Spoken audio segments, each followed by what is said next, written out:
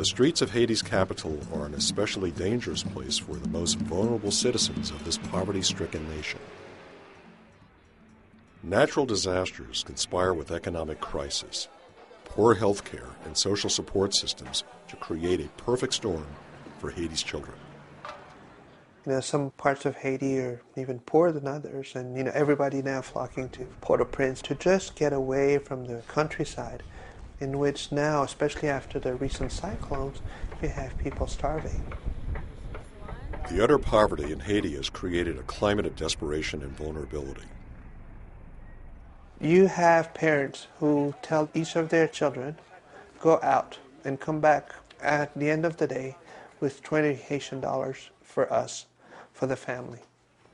And one of the dangers of living in a metropolis like Port-au-Prince is that you do have people who can exploit children. Very young children are being treated as human chattel.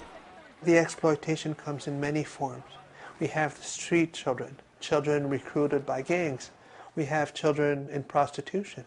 It may be that this child will beg, it may be that this child will wash cars, but it may be that this child will find it easier to perform a sexual act on an adult for as little as 25 gourds. It's not as if the parents had forced them to prostitute themselves, but it's just the utter poverty. This shelter is operated with funding from the Pan American Development Foundation, the relief arm of the Organization of American States.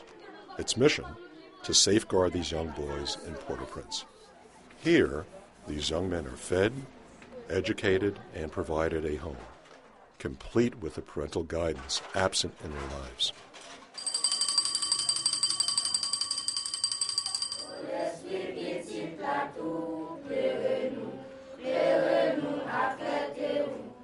Et le dortoir aussi, ils n'étaient pas habitués à dormir sur des matelas.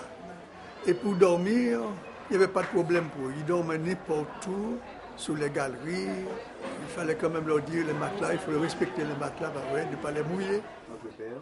Notre Père qui es aux cieux, que ton nom soit sanctifié, que ton règne vienne, que ta volonté soit faite sur la terre comme au ciel. Behind this unmarked gate lays an oasis for girls that might otherwise be lost to the complex underworld of human trafficking.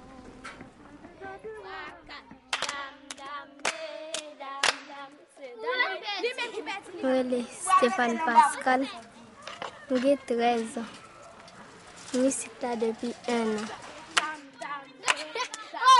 Like many of these children, Stéphane began her journey as a Restaveks, from the Creole word to stay with. Parents place their children in the care of another family that is presumably in a better position to care for them. It's a moral dilemma.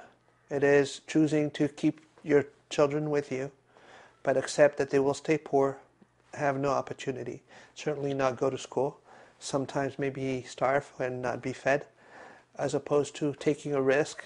You just hope for the best.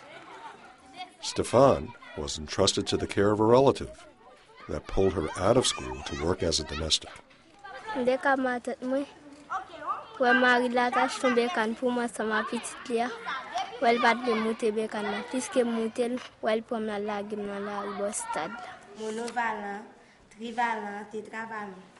met Erlan on her 17th birthday.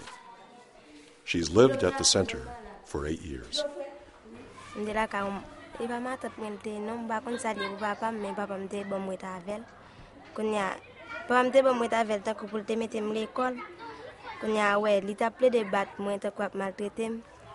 Je pense que ça pas juste tant que dame tant que pour famille tant que timonio pas bail état mon encore parce que le bar état mon timon ka sauver les timon na sauver yo pas jamais jeune encore.